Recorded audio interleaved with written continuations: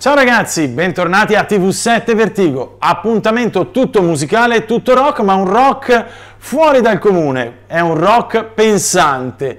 Dice, come pensante? Che cosa significa? Prima ti becchi la sigla e dopo se resti con noi lo scopri. C'è vertigo e ti giuro non capisco più niente. Sai che ti dico, metto TV7, mitico Schincaglia fa un programma che spacca il piazzo in divano. Ciao amici! E noi su TV7 Vertigo, bomba! Vertigo!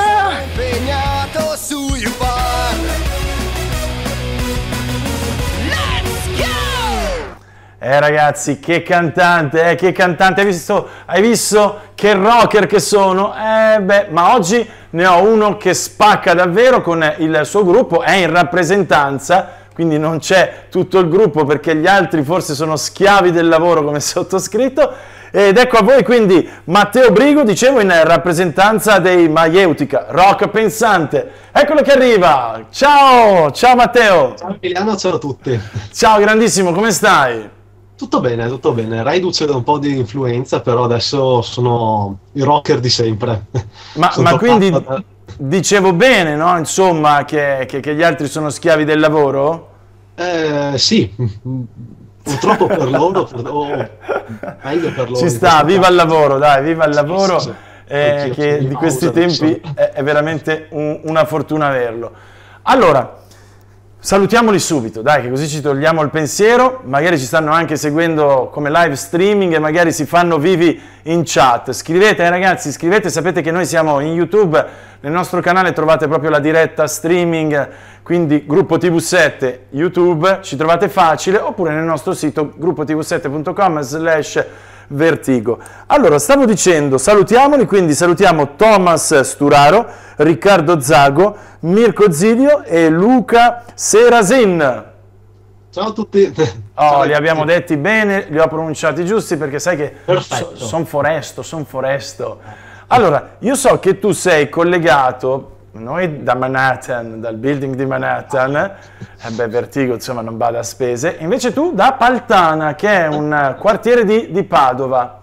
Di Padova Sud, però abbastanza centrale, sì, in periferia di Padova.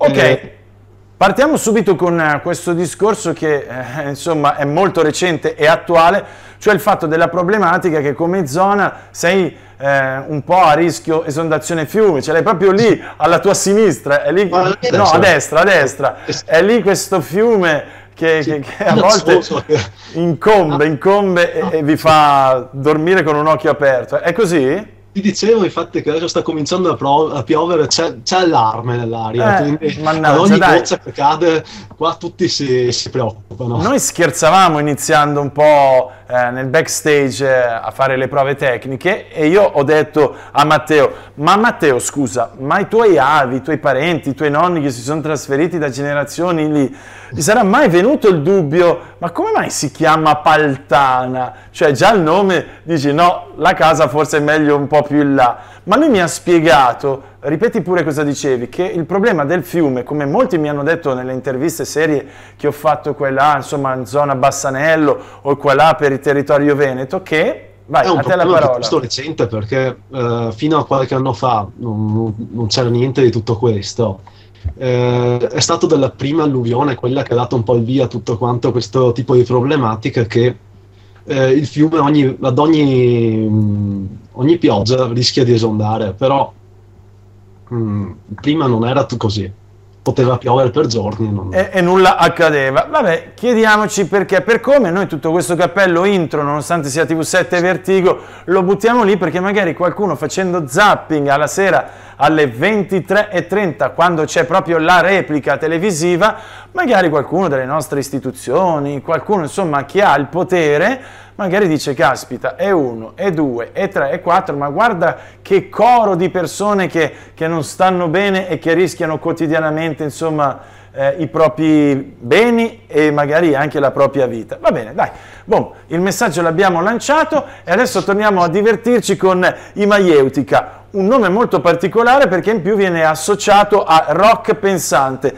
Ti lascio piena parola per spiegare a me e ai telespettatori o ai nostri followers in live streaming di che si tratta. Eh sì, è un nome bello, bello tosto, una responsabilità bella grossa da cui far Vai, fronte. erudicici. Allora, il nome deriva appunto da Socrate, dal Yes. maieutica, che era una parte della sua filosofia, l'arte della levatrice, cioè quella di far nascere i bambini. Mhm. Così come lui la applicava alla sua filosofia, noi cerchiamo di applicarla in musica, cercando di tirare fuori i concetti, le idee di chi ci ascolta, senza dare tuttavia una nostra opinione a riguardo. Quindi siamo un po', vogliamo essere una sorta di grillo parlante, adesso che va di moda questo termine, che Non mi vada troppo sulla politica. no, no, no, no, non è il mio campo, non è il mio... No, no, è solo perché rimaniamo attuali, quindi adesso Certo. si parla tanto di grillo parlante, noi vogliamo fare questo lavoro con la musica. Quindi, e inoltre noi non diamo nessun giudizio né politico né sociale né di alcun tipo. Vogliamo che ogni persona dia il proprio, mettendo in atto, mettendo in luce determinate problematiche, determinati argomenti. Quali sono quindi le problematiche e le cose magari che con la vostra musica cercate di sottolineare? Mm. Allora, allora, scriviamo un po' tutti i testi, quindi, però ognuno si fa carico di un testo, di una specifica canzone. Quindi io, per esempio, personalmente tendo ad avere delle tematiche più incentrate alla spiritualità, all'esoterismo, perché mi affascinano questo tipo di tematiche, di argomenti. Magari il nostro batterista che è Attenzione che c'era uno col Eh. baffetto centrale che era molto esoterista, era molto sì. interessato a quel campo. Occhio, occhio. No, no, niente di tutto questo. Ecco, specifichiamolo. Sì, sì, prendiamo subito le distanze. Ok. E magari il nostro batterista invece è più interessato al sociale, quindi tende a fare qualcosa un po' più rabbioso, magari sul mondo che ci circonda, quello più istintivo da un punto di vista lirico. Invece il nostro cantante tende a scrivere testi più cantautorali, è proprio innamorato della parola e delle parole, e quindi i giochi di parole, per esempio anche alcuni titoli possono aver, che so, Ego Pensante, che è il Sì. nostro primo disco, è appunto un gioco di parole tra ego pesante ed ego pensante, che è un po' anche quello che facciamo noi, o che ci hanno fatto con noi, perché la gran parte delle persone toglie sempre quella N, diventiamo rock pesante. Sì, ma sai perché? Perché viene spontaneo. Siamo cresciuti, forse chi è degli anni 70 e giù di lì, con rock duro, sempre con questi nomi un po', no? Metal, allora ti viene spontaneo. Ammetto, anch'io ho fatto inizialmente l'errore, cercando appunto in rete, mi veniva da fare rock pesante, nel senso di rock duro, invece è pensante, è quello che spiazza, perché allora dici, come nei testi, in che cosa, nei video, in che cosa ti fanno pensare, come riescono a colpirvi. A colpirti. Senti, io so che una rivista di settore, quindi Metal.it, vi aveva in passato inserito tra uno dei migliori album di progressive rock. Perché ho ricordato questa cosa di Metal.it? Perché spesso si cerca di etichettare a tutti i costi in Italia. Allora, dove li metto? Allora, sono usciti i Maieutica, dove li vado a inserire? Vi sentite il rock progressive? È un po' un problema quello del genere, perché siamo partiti appunto col primo disco che non eravamo minimamente, magari un pochino sì, accostabili a questo tipo di generi. Poi gradualmente ci siamo avvicinati un po' più al prog, un po' più al metal.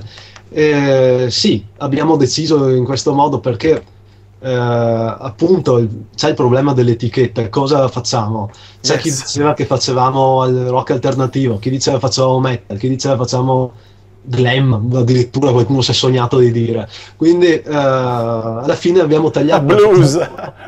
sì, di tutto ormai, no? Perché abbiamo anche abbastanza uno stile eclettico che spazia tanto tra un brano e l'altro, quindi a seconda di quello che uno ascolta può essere anche indirizzato a O mi viene anche da dire, a seconda dell'orecchio che vi ascolta. Anche. Sì. No, perché ognuno poi ci trova la sonorità o viene colpito da una frase che è soggettiva. Sì, anche. Soprattutto appunto in una cosa abbastanza poliedrica, eclettica come quella che facciamo, quindi si tende un po' a personalizzare. Yes, ognuno mette la sua. Ragazzi, io vi sprono sempre a scrivere se ci sono domande per i Maieutic, quindi in questo caso a Matteo, approfittatene. Io saluto già il nostro fedelissimo numero 1, ieri era il suo compleanno, 32 lune per il nostro, visto che sei esoterico, 32 lune ho detto, per il nostro Samuele. Ciao, spero tu abbia festeggiato alla grande, sia stato festeggiato con l'affetto che meriti. Gli altri, boh, scatenatevi, fate domande, se volete partecipate, altrimenti tiratevela e state lì. Facciamo un po' così. Perché dici che sei appassionato di esoterismo? Questa cosa mi incuriosisce, come nasce, e dopo partiamo con un colpo d'occhio con Cielo, fine trasmissione. Vabbè, è una cosa che mi ha sempre affascinato proprio come tematica, cosa c'è al di là di quello che noi vediamo comunemente, quindi l'occulto, la magia, che esistono veramente oppure no. Adesso anche c'è tanto parlare di scienza, quindi un filone di pensiero che tende a etichettare, a vedere tutte le cose in un modo, e un altro invece che le vede in un'altra maniera, quindi... quindi tu sei possibilista, e che risposta ti sei dato? Esiste un qualcosa oppure tanta fuffa, come si dice? No, c'è, però appunto dipende anche da cosa. Perché sei così certo, sei così sicuro? Cioè, hai detto c'è, proprio secco, sicuro. Sai che io sono anche, faccio lo scemotto così, ma sono anche un giornalista, quindi mi illumino, dico, caspita, avrà delle prove provate? Qualcosina, sì, però... Qualcosina, attenzione che arrivo a Paltana a breve. No, sono tutte cose che alla fine uno sperimenta su di sé, non è... Ok, senti, non ti voglio troppo tirare in ballo con questa cosa. Partiamo con il colpo d'occhio della vostra arte. Eccolo che arriva. So che ci tieni a sottolineare che questi sono video, adesso andremo in sequenza, un po' lontani dalle vostre attuali sonorità, giusto? Me l'hai anche sottolineato inviandomeli. A me personalmente sono piaciuti molto, non è che dico quelli di adesso fanno schifo, vi preferivo prima. Sono però dei video, non lo so, particolari, magari più ricercati secondo il mio personale gusto ed occhio, e le sonorità non mi dispiacciono. Raccontaci un pochino anche il back e perché, insomma, avete sentito l'esigenza di un cambio stilistico. Vabbè, allora, il repertorio che appunto è relativo al primo disco, quindi ai primi 3 video che vedremo. Sì, quindi ricordiamo Ego Pensante. Pensante, esatto. Risale tutto quanto più o meno al 2007, quando la band si è formata, e all'epoca io non c'ero, quindi io sono subentrato a disco già registrato, anche se adesso appaio nel video, non ho suonato effettivamente, perché c'è stato un cambio di formazione appunto a cavallo durante le registrazioni, quindi appena sono state concluse io sono stato poi reclutato nella band. E alla fine io ho portato abbastanza cambiamenti, più che altro perché prima quello che è andato via, l'altro chitarrista, che Alessio, che è un mio caro amico, saluto, che adesso abita a Londra, era anche l'autore di molte delle musiche, quindi andato via lui c'è stata l'esigenza da parte di tutto il gruppo di reinventare una sorta di stile e di nuovi brani per in vista dell'album successivo, che è Logos, uscito nel 2012, e che quello appunto è come saremmo adesso, quello che rappresenta i Maieutic per quello che sono adesso, più o meno, perché adesso tra un po' uscirà un altro che prenderà un pochino più le distanze da Logos, ma vedremo in futuro cosa succederà. Uscirà, perdonami, un altro componente o un altro album? Mi sono perso. Uscirà un altro album. Ah, ok, avevo capito un altro componente, ho detto ancora da capo adesso. È uscito di un altro componente recentemente, però. è uscito dal gruppo più o meno qualche mese fa, non mi ricordo, penso l'estate scorsa, è già stato rimpiazzato da appunto Riccardo Zago, come hai detto in precedenza. L'altro chitarrista quindi che vedete qua con me, ovvero Roberto Guarino, purtroppo non fa più parte del gruppo adesso. Come vivete il fatto del lascito da parte di un elemento che magari è anche fondamentale? Tu prima ci hai parlato di Alessio, ha lasciato, a quanto ho capito, molto spiazzato sonoricamente, insomma, e anche come scrittore, insomma, di testi e di ciò che è la musica, tutto il gruppo. Come si vive? Come una specie di tradimento o? No, non dipende poi ovviamente da come si lascia. Io non c'ero quando è andato via lei, Yes. quindi non lo so. Però hai vissuto adesso il recente passaggio.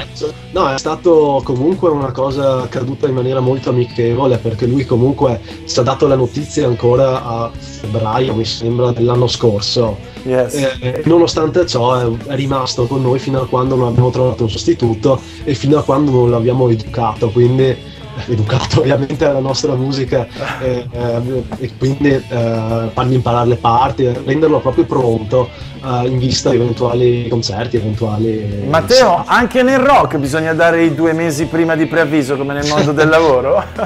No, beh, nel nostro caso è successo, però può anche non esserci. No, immaginato, non so, in Metallica o gente, perché ti vedo molto rock sicuramente, ma ti vedo una persona pacata, molto tranquilla e aperto come vedute. Immagino magari altri gruppi un po' meno aperti, che uno gli comunica, sai che c'è, me ne devo andare, un sacco di mazzate secondo me. Sì, può capitare. Con noi alla fine siamo anche amici, quindi col cantante Roberto, quindi il chitarrista di questo video, che non sono io. Dove eravate in questo? Cioè, tu sai la storia sicuramente perché ormai fa parte della famiglia da tempo. Sì. Dove è stato realizzato? Questo video è stato girato a Marghera, in un capannone abbandonato. Yes.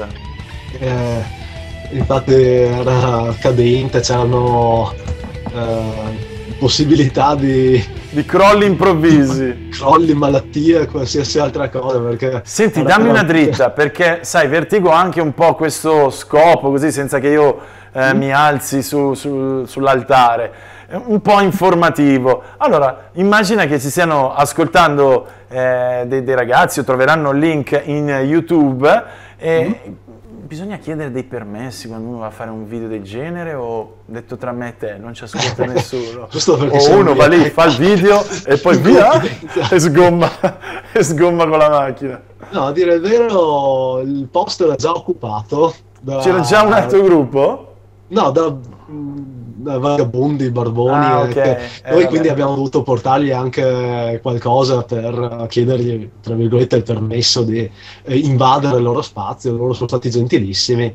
Ho portato un po' qualcosa da mangiare, qualche coperta, qualche... Vedi, io faccio lo scemo e tu mi riporti sempre a ciò che è la realtà. La realtà è il quotidiano di una vita, insomma, che per alcuni è facile, per altri, insomma, è veramente cercare di ogni giorno arrangiarsi. Quindi gli avete un po' portato dei beni, insomma, materiali? Sì, abbiamo cercato un po' di essere dei buoni ospiti, per dei buoni invasori. Esatto, sì.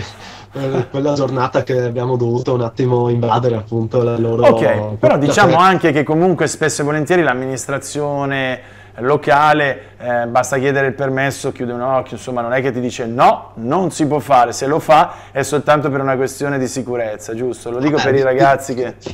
Ti confesso che siamo anche stati scoperti mentre stavamo entrando dal proprietario dello stabile, che non era molto entusiasta della cosa, che noi stavamo entrando per girare un video. Ha cercato un po' di fermarci.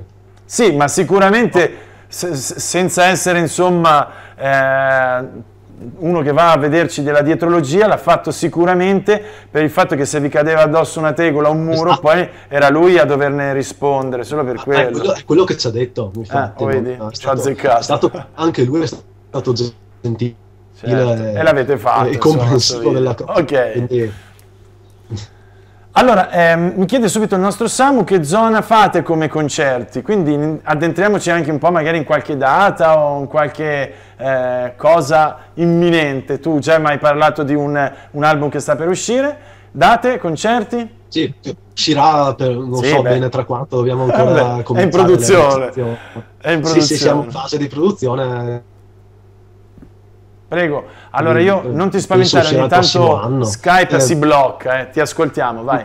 Ok, allora, per quanto riguarda l'attività live, noi cerchiamo di muoverci ovunque ci sia della curiosità riguardo al nostro gruppo, quindi che sia a Padova, che sia fuori Padova, siamo stato un po' in tutta Italia, noi non ci facciamo problemi di distanza. Ovviamente essendo nella zona, però...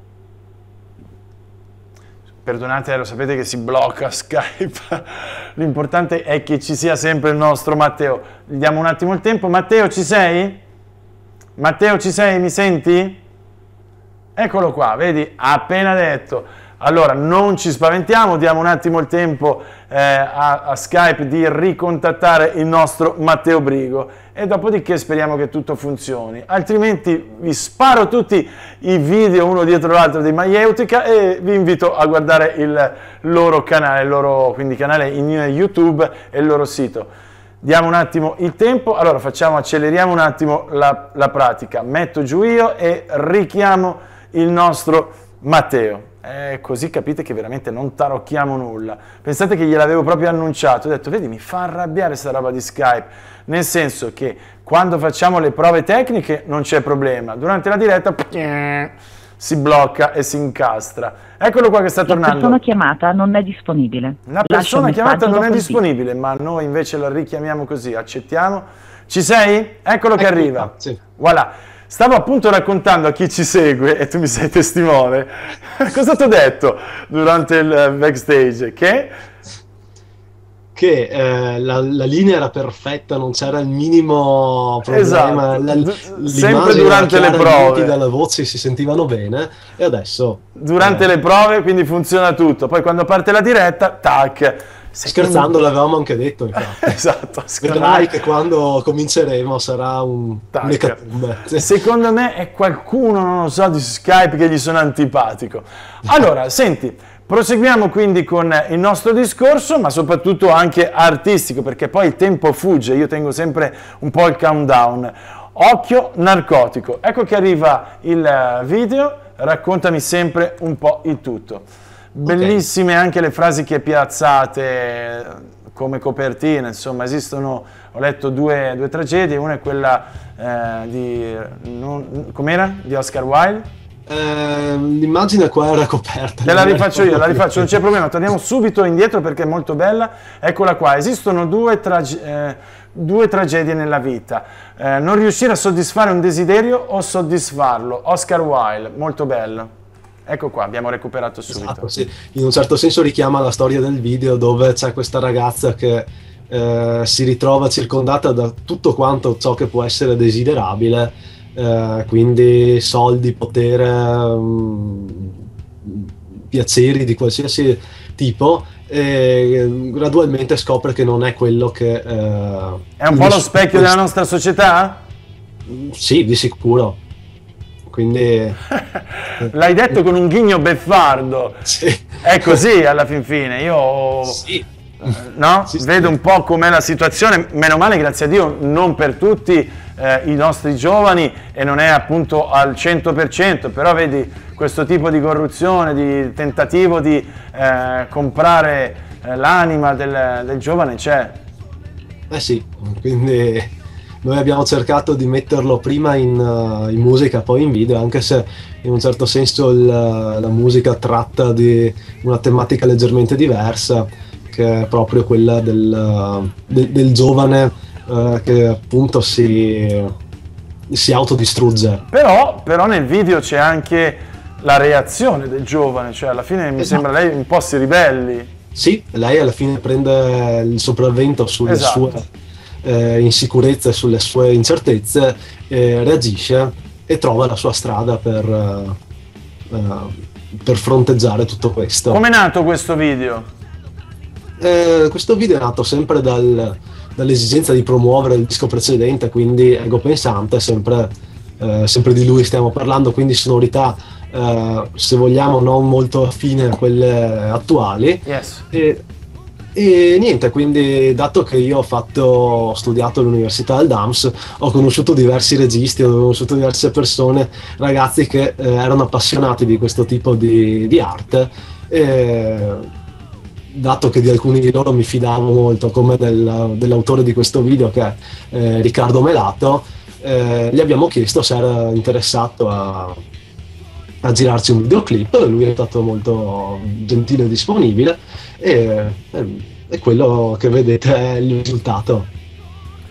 Beh, è molto bello, molto particolare, ma vi ha lasciato comunque partecipare anche nelle scelte, o ha detto no, io lo faccio così, l'idea è questa, ho sentito il brano, decido io? No, è stato un lavoro di squadra. Di squadra, questo è bello. Questo avviene anche per quanto riguarda la vostra musica? Perché tu mi hai detto una fusione comunque all'interno del gruppo per testo, musica, e c'è quindi un brainstorming o? Allora, non proprio, nel senso che ognuno porta, quando ha un brano pronto, lo porta all'ascolto di tutti quanti gli altri, e può esserci sia solo la musica che anche il testo. Di solito funziona così. Poi nel caso che non ci sia il testo viene scritto sopra. In caso invece che ci sia, lo si arrangia tutti quanti assieme, quindi sia musica che testo, gli si fa una sorta di restyling al brano, cercando appunto che ognuno ci metta la sua impronta personale, il suo graffio, il suo tocco, esatto. Senti Matteo, per chi non è un musicista, c'è una regola scritta? Nasce prima il testo, nasce prima la sonorità, oppure? Io ho scoperto sulla mia esperienza che ogni canzone è diversa, quindi non c'è tanto da dire nasce prima il testo, nasce prima la canzone, ma ogni cosa, come credo noi come persone, ogni canzone è diversa, nasce in modo diverso e si sviluppa in maniera diversa rispetto a tutte le altre, quindi non c'è anche se ti metti con un metodo, se vogliamo, per comporre, quello che viene fuori sarà comunque un qualcosa di unico e diverso rispetto anche a quello che tu pensavi inizialmente, perché è come se prendesse vita da solo. Ok, vedo che il professor Melanco ha insegnato bene ai suoi, Sì. ai suoi alunni, insomma, ai suoi studenti. Quanto c'è del DAMS in te come artista? Visto che si critica sempre l'università, in Italia è uno schifo, è scollata dal mondo del lavoro, alla fin fine per alcuni aspetti può essere così, per altri invece no. Vabbè, devo al DAMS molto di quello che so a livello appunto artistico. È stata una grande palestra per me per imparare cose anche magari che non conoscevo benissimo, tipo appunto storia del cinema, storia dell'arte, di musica soprattutto che io non ascolto. Quindi hai proprio avuto davvero Melanco? Sì, l'ho avuto. Sono mago, ragazzi, uno mi dice una roba, io tac! Non è stato il mio insegnante di riferimento, nel senso non l'ho mai avuto come docente, però ho fatto qualche laboratorio con lui e è stato come dire assistente di qualche corso che ho fatto. Ok, quindi. Mi permetti di salutare anche Michele Fornelli, che è un grande amico, mi ha sempre aiutato. E poi insomma fammi fare il ruffiano, noi abbiamo il nostro editore che fa parte della famiglia del DAMS, quindi il professor Ermanno Casen. Quello magari... l'ho avuto. Ecco, vedi? È stato Sentiamo un attimo così, dai ci facciamo gli affari. Interessante il suo. No, il suo è stato un corso molto interessante, la cosa che appunto ricordo di lui è che sembrava quasi che non arrivasse preparato a lezione, ma che in un certo qual modo sapesse qualsiasi cosa, e quindi prendeva parola, quello che succedeva, ma comunque riusciva a concludere il discorso in maniera perfetta e impeccabile. Grande, quindi si becca un like, dai, facciamo i ruffiani, piazziamo un like. Che tocca fa per lavorare, hai visto? No, però vedi, non abbiamo preparato niente, sei andato veramente così live e Sì. è andata bene, insomma. Ok, dovrei mantenere insomma il posto di lavoro. Senti, dopo questa arruffianata io proseguo con un altro video. Ricordati sempre che sei libero anche di tirare fuori dei concetti, delle cose che sono magari dei maieutiche che io non percepisco, perché con tutta umiltà non sono questo grande esperto di musica. Grazie a Vertigo io imparo quotidianamente. Vorrei, ecco, a proposito, prima di partire con un video, una domanda mia marzulliana che ho sempre fatto agli artisti, ma del rock. Come vedi la piazza in questo momento? La piazza inteso come il circuito rock, il movimento rock? Yes. Lo vedo un po' barcollante, nel senso che la buona volontà da parte di tutti di creare qualcosa di buono c'è. È che proprio credo che ai vertici, non so cosa ci sia ai vertici del rock odierno, non c'è questa voglia di osare. Allora, spiegami per te, molto interessante, quali consideri i vertici del rock, e quindi appunto vado un po' così a capire chi osa, chi non osa, grazie al tuo discorso. Allora, a dire il vero nessuno ha mai osato più di tanto, cioè, ora che ci penso, cioè, no, penso a Frank Zappa, che credo sia stato il più grande genio musicale di sempre, che lui allora magari, o personaggi come lui in Italia c'è stato chi ha osato, che però magari sono gli Area, adesso vanno tanto di moda gli Area, i gruppi progressi anni 70 che in effetti hanno fatto scuola, però sono rimasti in un certo senso rinchiusi nel loro recinto, e a parte la PFM non sono mai riusciti a raggiungere grandi consensi o grande visibilità. Purtroppo, quindi qua il discorso si Perché secondo te? Perché questo? Perché qualcuno dall'alto blocca? Perché comunque noi italiani spesso non riusciamo a capire i meccanismi di ciò che è il resto del mondo? Parlo sempre di musica, Vabbè, un po' e un po', nel senso che questo genere è difficile per tutti, quindi anche all'estero, anche magari in Inghilterra ha avuto il suo apice con i King Crimson, chi c'era, tutti quanti i gruppi Yes, adesso non mi vengono, i Genesis magari, vabbè, tutti quanti quelle tipologie di gruppi progressivi anni 70 che hanno proprio... I Poison arrivano dopo, però. Volevo vedere che faccia facevi dai Genesis, poi io dirti i Poison, che non c'entrano niente, ed erano la prima boy band, ricordiamo, nata nel mondo. No, appunto, secondo me il grosso errore della musica rock di adesso è stato che appunto è stato deciso dai vertici, è stato quello di puntare non più sull'arte ma sul prodotto. Quindi ecco che arriviamo ai Poison, nel senso che negli anni 80, magari all'epoca dei Poison, di altri gruppi come loro, comunque c'era una sorta di prodotto artistico. Ultimamente vedo sempre decadere l'arte in favore del commerciale, quindi del pezzo che può fare presa sul pubblico. Bene, quindi da questa tua scusami, dimmi, perdonami, ripeti? No, un'esigenza dettata dalle mode soprattutto, quindi che è giusto che ci siano, è normale. Arrivo proprio lì, quindi ho capito che tu sarai uno di quelli che sicuramente si piazzerà sul divano a seguire la Kermesse di Sanremo. Vabbè, io lo guardo sempre perché, certo. perché mi interessa, comunque non è perché faccio rock, allora tutto il resto lo devo schifare. Grande, è bella anche questa cosa. No, è semplicemente un discorso più in generale, anche riguardo a Sanremo. Non c'è, di solito c'è sempre un artista che appunto fa il botto ogni anno, tipo l'anno scorso è stato Elio, ma perché è l'unico che ha veramente dato qualcosa di nuovo, di interessante, anche perché tutti gli altri era semplicemente prendiamo il vecchio schema della classica canzone sanremese e la modernizziamo ai tempi di sia fruibile per oggi.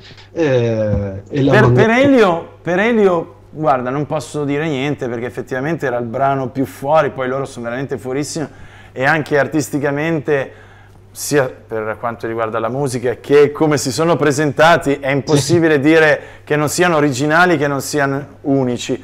Però qualcuno sicuramente avrebbe detto, togli questo, vince sempre chi ha dietro una major, quindi un'etichetta che magari cash alla mano, ha detto quest'anno vince questo. Beh, di sicuro penso che sia un po' Tu così. che sei esoterico, Adesso, è una castronata o ci vedi del... può essere. Può essere, dai, va bene, chiudiamo, va, torniamo con ospitalità apparente, quindi sempre old style. Esatto. Eccola che arriva, sempre belle le frasi iniziali, un certo Baudelaire, non so se lo conoscete. Eccolo che arriva il brano, molto strano, molto particolare. Questo brano qua appunto, cioè il brano in sé tratta di pedofilia, quindi argomenti bello caldo, bello tosto. E il video appunto è sempre fatto da un compare del DAMS, Matteo Maino in questo caso, che è un adoratore di quello che è il cinema horror anni 70, quindi quello italiano, anche un po' Lucio Fulci, Lamberto Bava, questi Mario Bava, non sono confuso, sì, non ti preoccupare.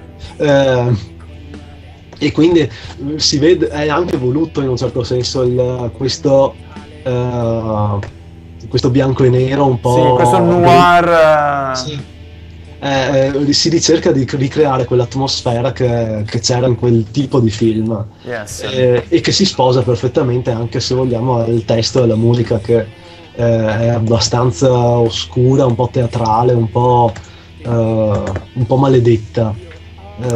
Senti, ma appunto hai toccato un tasto che a me incuriosisce, il fatto della teatralità e di saper comunque diventare attori, anche se amatoriali, ok, nell'ambito dei vostri video. È una cosa che vi è venuta naturale o è una forzatura?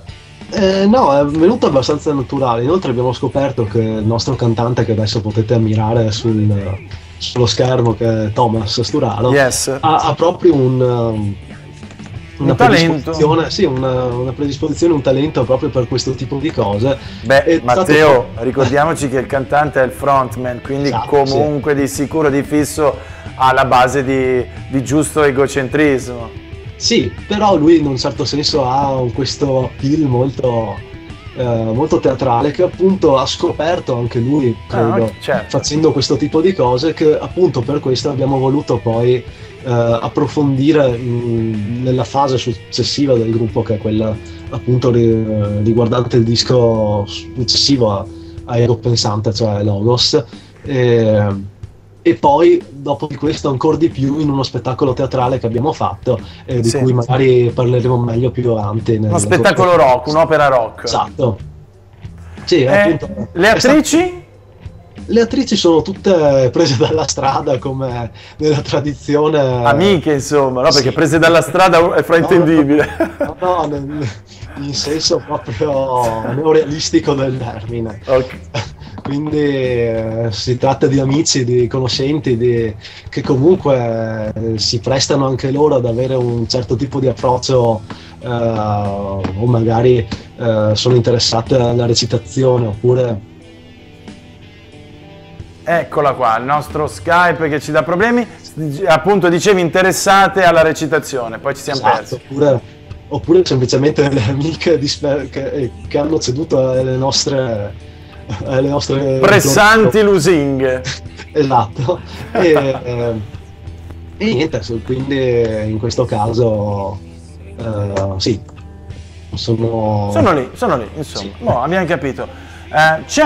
C'è un video o un brano che tu preferisci, che ami, che senti più tuo?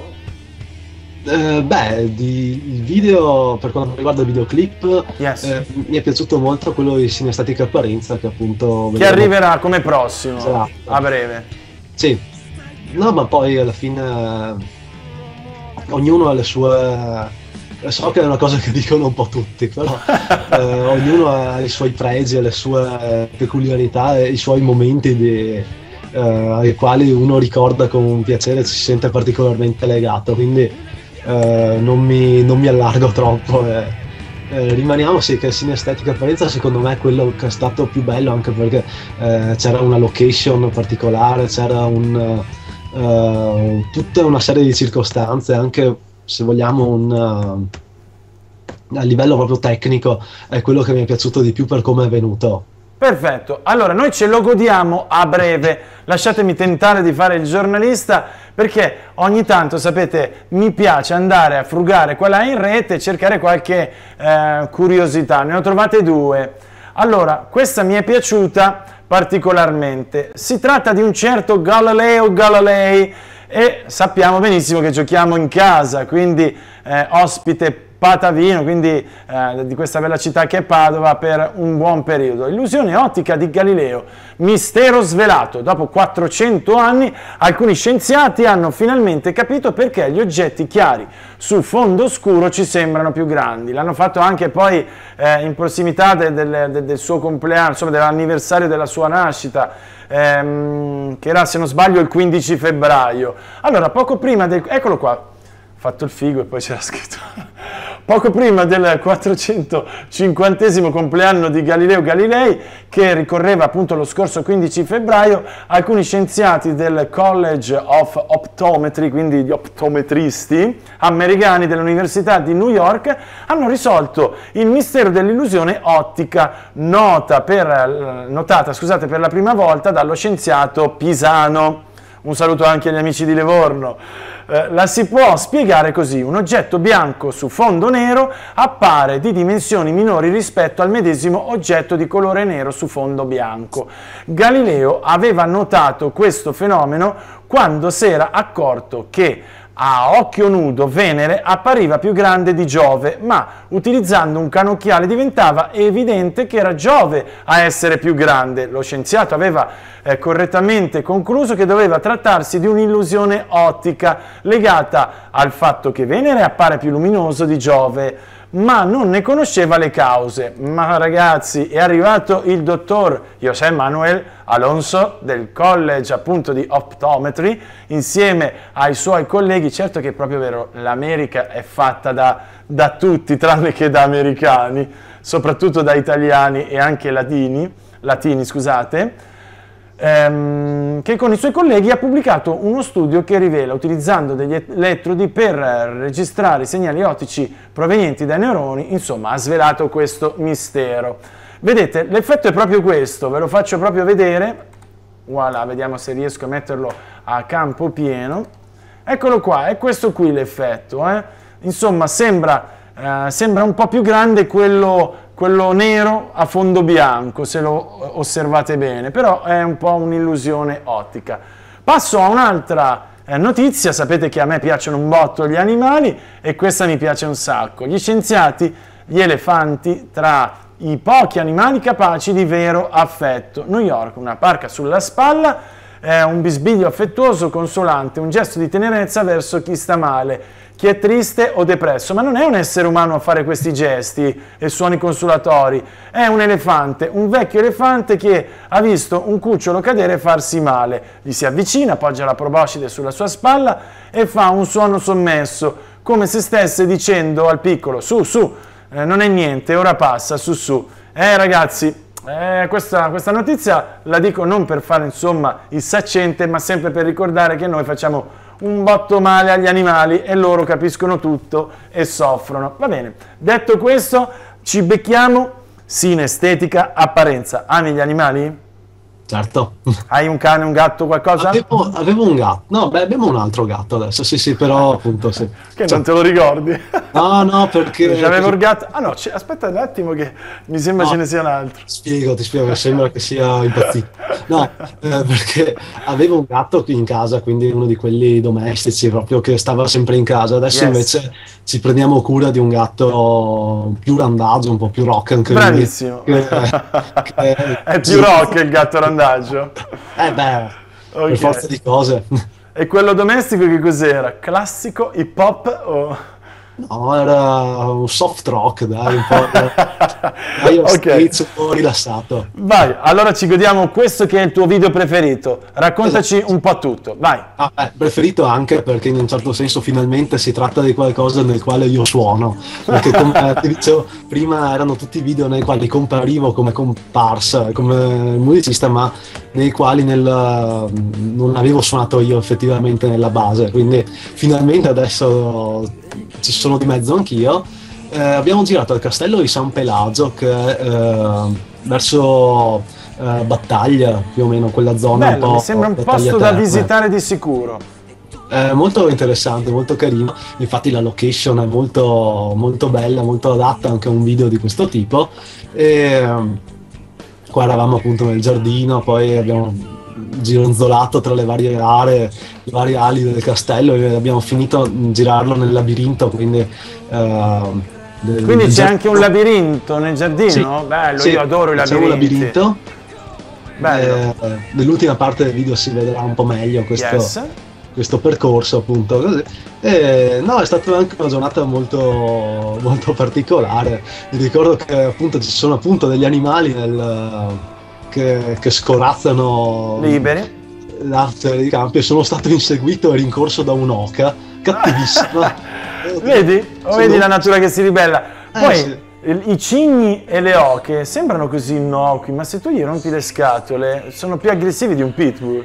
Esatto, sì, in pratica ha aperto le ali, ha cominciato a soffiare e mi ha rincorso. È stato un'immagine terrificante, ho dovuto scappare. Tu te la porterai dentro come trauma questa cosa. Esatto, sì. So che la notte non dormi sognando l'oca che... No, ma appunto io mi ero avvicinato e ho detto, ma che bella c'è l'oca, andiamo a interagire con la natura, a fare certo, qualcosa. e più di invece- così, vedi che interazione. Esatto, sono stato cacciato. Certo che però forse era meglio non far emergere questo aneddoto, perché tu hai l'immagine, insomma, in questo momento dei maieutici, quindi rock, che mi scappi via dall'oca aggressivissima. No, ma anche giusto, dato che noi abbiamo un'immagine così sempre seria, sempre... Anche sdrammatizzare è utile. È giusto anche ogni tanto, sì, sdrammatizzare e far vedere che anche noi sappiamo un po' divertirci, sappiamo un po' prendere le cose sotto un aspetto un po' più ludico, più spensierato. Allora, Se no, senti, a proposito dello spensierato, qualcuno della rete sostiene, il nostro Samu dice, ma secondo te esistono ancora le canzoni che rimangono per sempre o bisogna solo andare a vedere indietro nel passato? Nel senso, mi chiedi se oggi vengono scritte canzoni che verranno ricordate tra... Sì, so che è un po' una domanda del tipo fammi indovino e ti farò ricco, dice mia madre, però secondo me, magari andando anche indietro di qualche decennio, c'è un qualcosa che rimarrà per sempre? Beh, per sempre no, purtroppo. Però per molti... Perché tu dici no? Vedi, ad esempio, ti spiego, i Beatles sono stati anche inseriti come canzone, se non sbaglio, Imagine, forse più John Lennon, in quella specie di capsula che è stata spedita nello spazio per far capire un po', rappresentare noi terrestri, tra tanti altri oggetti e altre cose significative. Questo è per sempre e non Sì. è che c'è bisogno di andare chissà di quanto tempo a ritroso. Ma devo essere un po' pessimista, secondo me no, non c'è niente adesso di talmente vivo, talmente passionale come quel tipo di composizioni oggi come oggi. Forse si ricollega un po' al discorso che ti facevo prima, adesso Yes. si tende a considerare più il prodotto, una volta si Sì, considerava è tutto l'arte. commerciale e meno artistico. Ma ti faccio un altro esempio, io insegno chitarra. Sì. E spesso, cioè, i ragazzi di solito arrivano, quelli più desiderosi di imparare, sempre con i soliti nomi, gli AC/DC, Guns N' Roses, Metallica, i nomi che hanno Sepoltura. fatto- i nomi che hanno fatto un po' la storia. Quindi quelli là si riconosce che hanno veramente contribuito a creare qualcosa. Adesso non c'è nessuno di talmente, come si può dire, talmente, con una musicalità talmente riconoscibile, talmente vera, talmente importante da essere accostato a questi. Certo. Io prendo, insomma, accetto ciò che è la tua visione, le tue opinioni. Sì. Cosa vi ha fatto Van Gogh, che ho visto i cipressi buttati nel mare? E poi molto gotico il trucco, è molto bello. Sì, qua è un gioco di contrapposizioni appunto tra le due anime dell'essere umano, quindi quella all'inizio la ragazza era vestita da principessa, quindi, Esatto, mi ha cambiato e incredibilmente. dopo invece diventa una sorta di spirito Gotico, insomma, una roba sì, molto gotico. dark. E questa cosa qua si riferisce a un pezzo A un pezzo di ci siamo bloccati, un pezzo di? del testo della canzone, che recita non ci sono angeli né demoni, solo situazioni, quindi in un certo senso sono le situazioni a renderci angeli o demoni. Sta a noi scegliere di fare la parte dell'uno o dell'altro. Molto, molto, insomma, ci vorrebbe tempo, qua è bella sta frase. Perché siamo E questa opinione è veramente particolare. Sì, è un brano scritto dal nostro batterista, che come ti diceva quello più istintivo. Quel gioco di parole. Sì, no, quello è il cantante. Ah, il cantante, ok, sorry. Sì, il batterista è quello più, se vogliamo, terra-terra, che anche se è quello un po' più intellettuale alla fine del gruppo. Beh, se fosse terra-terra avrebbe fatto scrivere, insomma, o scritto lui, La tentazione fa l'uomo ladro. No, ma terra-terra nel senso che lui vive le emozioni in maniera molto forte, Sì. le vuole subito comunicare in musica, quindi scherzavo. questo qua è un brano molto autobiografico per lui. Tu però non mi hai sottolineato, Matteo, che qui siamo nel nuovo millennio per i Maieutica. Cioè, quindi il cambio stilistico c'è stato, siete esatto, completamente cambiati come sonorità, come video, come... Non giusto? completamente, però c'è stata un'evoluzione. Di sicuro, oddio, se questo- guardi questo personalmente, io ho visto i video iniziali, vedo adesso, c'è un mondo, c'è un abisso. Sì, sì. Beh, secondo me è molto meglio come è stato... Parlo anche di musica, Sì, sì, beh, ovviamente c'è stato un lavoro diverso proprio da un punto di vista di registrazione, quindi siamo andati in studio da Alex De Rosso, che secondo me è uno dei fiori all'occhiello del rock in Italia. Ci tengo a dirlo e a salutarlo, anche se mai ci stesse guardando, che ha tutta la mia stima, è stato chitarrista di Dokken, non so se li hai mai sentiti nominare. No, sono uno mi dei manca, gruppi sempre hard rock americano, quindi stile, volendo essere accostati un po' ai Poison, non proprio così, però su quel filone. Ok.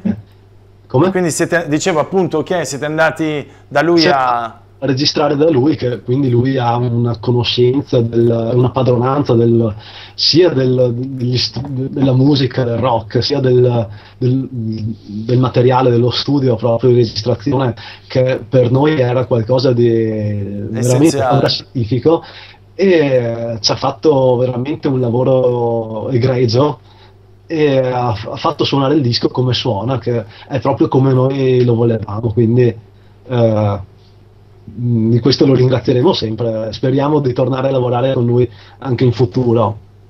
E poi che altro? Oltre a quello c'è stato proprio anche un cambio. Sì, sono entrato io nel gruppo, che ho portato quindi la mia esperienza compositiva all'interno della band, quindi i pezzi erano contaminati un po' dal mio stile, che era diverso, profondamente diverso da quello del chitarrista precedente. Quello di prima era più orientato sul grunge, se vogliamo, quindi un tipo di rock un po' più sporco, un po' più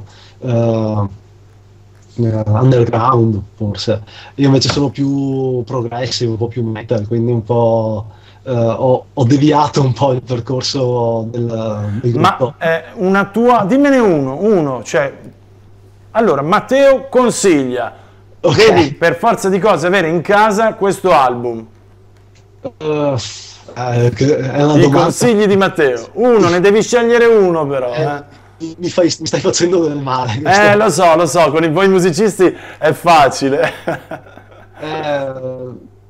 Vabbè, dai, diciamo che Frank Zappa. Frank Zappa, ma per te proprio, caspita, è... Ah, vabbè, secondo me è l'apice di quello che è stato la musica, è stato chilometri avanti in qualsiasi genere, perché ha spaziato tra l'elettronica, tra il rock da canzonetta proprio, il pop, Yes. la musica classica anche. Ha fatto qualsiasi cosa e l'ha fatto in una maniera talmente personale, talmente innovativa, che suona nuova tutt'oggi. È sempre Quindi- attualissimo. Sì. Senti, tu hai parlato di Rossi, poc'anzi? Di? Rossi? No, Alex De Rosso. Alex De Rossi, scusami, mi sono distratto. Io rilancio con un certo Ruggero Robin. Sì. Eh? Che facciamo? Buttiamo Ruggero? Buttiamo. Guarda che in Italia, questo lo dico perché in Italia abbiamo veramente degli artisti pazzeschi, però devono sempre andare all'estero, giusto? Vabbè, va bene. Senti, parlami un po' di questa invece, parlami di questa cosa, perché è pazzesco, un'opera rock. Come ti dicevo, noi abbiamo avuto l'esigenza a un certo punto, ma perché è stato un percorso nel nostro stile, nella nostra scelta musicale, di teatralizzare sempre di più le nostre canzoni. Quindi inizialmente dal vivo facevamo sempre più ricorso a oggetti di scena, scenografie, proprio per far sì che le canzoni, che sono criptiche, hanno dei testi anche, come dicevamo prima, abbastanza profondi, abbastanza complicati da capire, abbiamo sentito l'esigenza quindi di cercare di veicolare i concetti non solo da un punto di vista musicale, ma anche da un punto di vista proprio teatrale. Sì, qui è veramente teatro puro, Esatto, sì, avanguardia proprio. Sì, in questo caso abbiamo proprio voluto esagerare, abbiamo avuto l'occasione di suonare alla Sala dei Carraresi a Due Carrare a Padova, a trovare una location che era perfetta per questo tipo di cose, e abbiamo proprio imbastito uno spettacolo teatrale che è appunto chiamato Trascendenza, che è il titolo di un nostro brano, forse uno dei pezzi più sperimentali, più prog, un po' più particolari di quelli che abbiamo fatto, anche da un testo abbastanza forte, e niente, quindi abbiamo dal niente abbiamo tirato fuori una storia che collegasse i brani l'uno all'altro. Abbiamo trovato due attrici che hanno... Quanto durava però quest'opera? Un'oretta e 20, no? Abbiamo voluto tediare troppo gli E ascoltatori. c'era recitazione, pittura, danza, cioè insomma ho visto che c'è anche del movimento, Sì. del movimento fisico sul palco. Sì, un tripudio dei sensi. Abbiamo voluto cercare di rendere la nostra proposta musicale non solo appunto solo attraverso l'udito, ma proprio far sì che ogni senso fosse coinvolto. Yes. Ma che tipo di pubblico avete avuto però, mi chiedo? Cioè, supporter del gruppo o anche, non lo so, il curioso di turno? È stato un trionfo intanto, quindi non ci aspettavamo neppure noi tutta questa risposta. È stata veramente una bellissima serata che ci sarebbe piaciuto anche ripetere, però non ci sono tanti spazi disponibili per questo tipo di cose. Ovviamente ci hanno avuto i nostri amici, se no che amici sarebbero. C'è stata la standing ovation? C'è stata, sì. Si sono alzati a battere le mani anche in fondo alla sala. No, è stato molto bello. No, ma c'era veramente anche... C'erano persone che non ci avevano neanche mai sentito, quindi dei semplici curiosi che erano stati appunto coinvolti da un po', magari dall'articolo sul giornale, dalla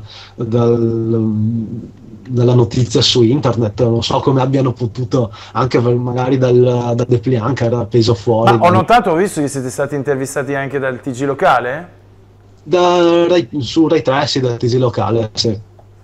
Sì, siamo riusciti ad avere qualche occasione anche su un'intervista su Rai Radio 2, su Twilight. Caspita, inizio a tirarmela, insomma, Vertigo, ai livelli... Da John Vignola, che ha ascoltato il nostro disco, gli è piaciuto un sacco. Hai visto che roba? Solo di ospitarci è stato per noi un onore incredibile. Senti, però con lui c'erano tutti, con me no. Vabbè, dai. Allora, no, eravamo in due anche là, c'era sto solo scherzando, sto scherzando, era una domanda. Allora, armi di indifferenza di massa, eccolo che arriva. Siamo quasi addirittura d'arrivo, quindi sì. Chiudiamo un pochino con i vostri video. Raccontami velocemente anche questo. Ok, Rock pensante, Maieutica. Questo brano è tratto da Logos e tra l'altro è stato registrato in tempi abbastanza recenti, nel senso che qua si può vedere per la prima volta il nostro nuovo chitarrista, che è Riccardo Zago, e anche qua abbiamo cercato un po' di teatralizzare la nostra esibizione dal vivo con più tardi vedrete un po' di maschere che indosserà il nostro cantante. E sì, questo pezzo parla un po' della guerra, quindi tende un po' a far vedere gli aspetti anche economici che girano dietro alle guerre, gli interessi che magari è riferito principalmente alla guerra in Iraq, però secondo me potrebbe essere più universale, quindi che dietro ogni guerra c'è una causa ufficiale, quando invece le cause più profonde sono altre. In questo caso erano dettate da ragioni economiche, non tanto da ragioni di altro tipo. Sicurezza internazionale. Quindi questo è stato un po' il motivo che ci ha spinto alla composizione di un brano del genere. E niente, quindi abbiamo durante un'esibizione dal vivo sono state fatte le riprese, si può vedere infatti qua il cantante che fa il passo militare, fa il saluto, esatto. Fa il saluto un po' e cerca di proiettare proprio lo spettatore in questo mondo, per farlo, vedi da lì, rock pensante, pensare. Sì, allora, noi siamo arrivati, ahimè, il tempo è volato, mi auguro anche per voi che ci avete seguito, e mi mancava un brano, mannaggia. Gli diamo però un colpo d'occhio velocissimo in modo da salutarti, e questo è appunto un live al Greenwich Pub, giusto? Sì. 3 è contenuto, ricordiamo, nell'album Logos, e comunque vi invito sempre insieme a Matteo ad andare a sbirciare in YouTube il canale dei Maieutica Rock Pensante, lì trovate proprio tutti i video, giusto? Altri contatti, puoi dirceli al volo? Abbiamo Facebook, che siamo sempre come Maieutica Rock Pensante, poi siamo su tutti i principali social, Twitter, Google. Avete ancora MySpace, mi sembra. Come? Avete ancora MySpace? Penso che ce l'abbiamo solo noi due. Sì, siamo in 2 o 3. E ricordiamo anche www.maieutica.info/live.html. Esatto, sì, maieutica.info, yes. Là poi trovate tutto, qualsiasi altro canale, quindi sia quello Facebook, Twitter, YouTube. Yes. E lì ci sono anche date e qualsiasi foto, curiosità. Tutto di più, recensioni, video, qualsiasi cosa. Quanto vi piace fare il live? Ci piace, sì. Un botto. È la dimensione che più è adatta al nostro... vabbè, se no che rocker saresti. Infatti, cioè, bello registrare dischi e lavorare in studio, però è altrettanto bello mettere il naso fuori, di sentire proprio la propria arte, la musica propria suonata proprio da... Allora io saluto in primis qua, proprio qui davanti a noi, Matteo Brigo, e poi Thomas Sturaro, Riccardo Zago, Mirko Zilio, Luca Serasin, e soprattutto ringrazio tutti voi che avete seguito anche oggi questa puntata di TV7 Vertigo, che torna domani, pensate un po', con un giovanissimo mago. Se vi piace la magia ci fate compagnia, altrimenti vi aspetto comunque sempre in TV7 Vertigo. Ricordatevi che abbiamo una pagina social, quindi TV7 Vertigo in Facebook. Mi raccomando, lasciateci i vostri like e il vostro link del vostro canale, la vostra domanda, la vostra battuta, perché deve diventare sempre più una grande famiglia. Ciao Matteo! Ciao Emiliano, ciao a tutti! Bye bye, ciao, in bocca al lupo con la vostra musica. E a voi, sigla!